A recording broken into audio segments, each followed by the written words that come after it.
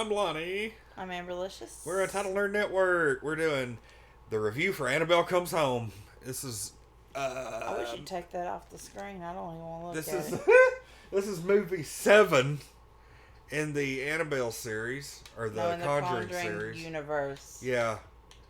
And this movie was quite good. It was really good. It was really fucking scary. But it was really good. It was really scary to me anyway. Because I guess, anybody who has seen these movies or have heard of that room has always wondered what would happen if things really kicked off in there, Oh, yeah. And so that question was answered. It's like, it was like, gosh, how does, all that not set each other off? And it's like they take special care of everything. And what they said, they have it blessed twice a month, ain't it? Or something I was almost thinking twice a week. Maybe it's twice a month. It might be twice a week. I think that might be a little excessive, but I think it was just twice a month. Yeah, possibly. But regardless. But also, it's because they keep that fucking Annabelle doll locked up. Yeah. In a glass that came from a church. They had her super locked up. And so basically what happens is, this is Ed and Lorraine Warren, their house. They leave for the weekend and have, one of the neighbors, take care of their daughter. But the babysitter has, her friend over, and, curiosity gets the best of them. And, Well, no, what it is, of course the friend pressures her to, Yeah. come over. What's the dad thing? Yeah, and because they ended up in the news. They had kept it under wraps until they took the doll. Yeah, it was in the paper. Yeah, so they ended up in the news, and everybody's like, "Oh, we thought something was going on there, but we weren't sure." And and then of course she does. We find out that Daniela wants to try and contact her dad and tell him she's sorry, because apparently she was driving the car when they wrecked and he died, and that was a sad story. Yes. God, that was such a sad story. Oh my God, but the creepiest part in this movie... What do you think the creepiest part was? Was when they were playing the piano, and she looked up, and her dad was like all messed up. He was like, "It was your fault this happened to me." I was like, "Oh my God." Yeah, the demon took like his shape or whatever. One of them. Who knows which one it was. Because there was all kinds of things running loose in the house. No, that was the Annabelle demon. You think it was just... Yeah, because the Annabelle demon shows people what they want a lot of times. Well, that's true. Yeah, it's done that exact same thing. Okay, a few times. You're correct on that then. I'll give you that. But still, there was a bunch of shit running around in that house, though. There was a lot. And it all boiled down to they wanted that doll. Yeah. Like, it was such a strong... It was a beacon to other spirits. Beacon that they all wanted to be it. They all wanted to take that form. And... oh, it's fucking creepy as hell. That was pretty creepy. It was a scary movie. It almost gave me the vibe of Cabin in the Woods. Mm-hmm. You know how like the all-star of monsters, every single one of them. Every single one of them, like... anything you could imagine was locked up in these... fucking ferryman was scary. Yes, they had the coins over his eyes. Fucking hey, he was fucking scary. But that coin was right in front of her, and she picked it up and held it up, and his other coin and his face appeared in front of her. Thinking about it legit, I almost want to cry. It was that scary. Like, if they came out with a movie for him, I'd probably close my eyes through most of it. Like it...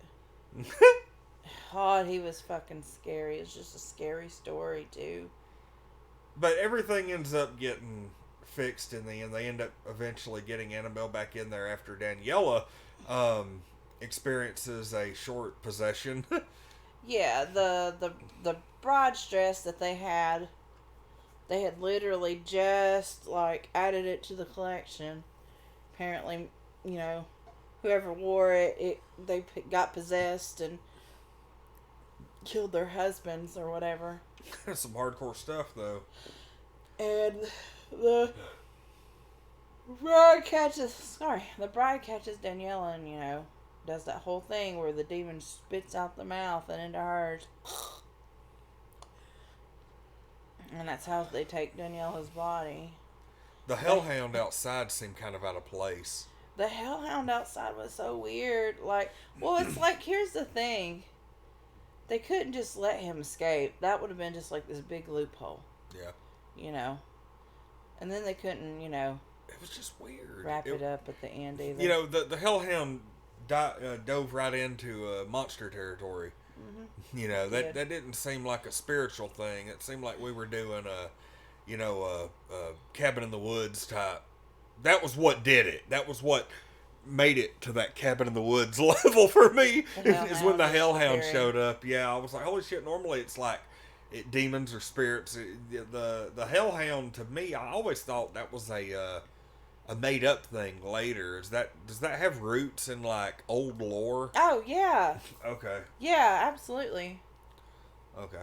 That was something I didn't know. I've never. That's it. Then it's because you didn't know that.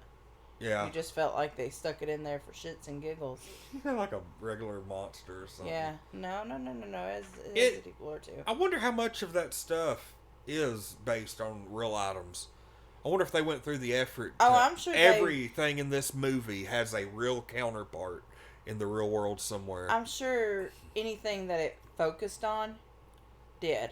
Okay.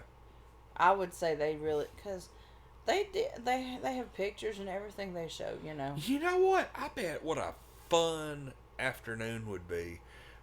I almost bet you there's someplace online that you could take a virtual tour of that actual museum that they have. Probably. I bet you could. I bet you could get on there. Especially since COVID. Yeah.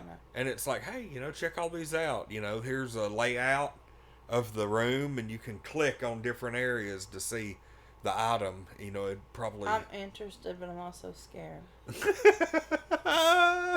It's not like we're opening the Necronomicon or anything. I don't know. Maybe we are. I don't know. Anyway. But this is just a good, really fun, movie. Scary movie. And it has a lot of twists and turns through it. And I really love the ending. The ending really worked out well. There's one thing about these movies is they do kind of leave you on edge a little bit, but they never have a bad ending. Not really. For the characters. I mean, you might feel bad about something that happened. There was like the first Annabelle movie where that woman sacrificed herself. Yeah. But she did it out of like love and all that, and so it was still a happy ending per se. It's like sometimes at a cost, but a happy ending overall. Mm-hmm. And that's the vibe I get. But it is these movies are just overall, except for that one, The Nun. Yeah. These have all been very positively received movies by me and you at least. Yeah. Even the last one we watched was good. Yeah, the last one got bad reviews. Mm-hmm. But the audience score was a lot higher than the critics. Right. You're starting to see that in a lot of Hollywood blockbusters where they're actually putting forth a little bit of world bending or world constructing effort where everything... a lot of the audiences that are going to see these movies are invested in the long haul story, whereas I think the critics are grading these on the merits of just one movie. Yeah. I understand that. I think that's what a lot of people have done in this series. Mm-hmm. They're grading each movie individually, but if you've seen the other movies, it just adds so much more. Depth, it adds 3 points easy. Mm-hmm. It's like a buffer or something. Right. So, what do you give this one, talking about scores? It is a hard one, isn't it? It is. It's almost 11, but I don't know if it is an 11. It's definitely a 10. But it was really, really good. Let's see. You know what? I'm going to give it an 11. Okay. I am. I have a reason as well. Because, like, and I'm going to tell you why. And if it wasn't featured, I might have gave it a 10.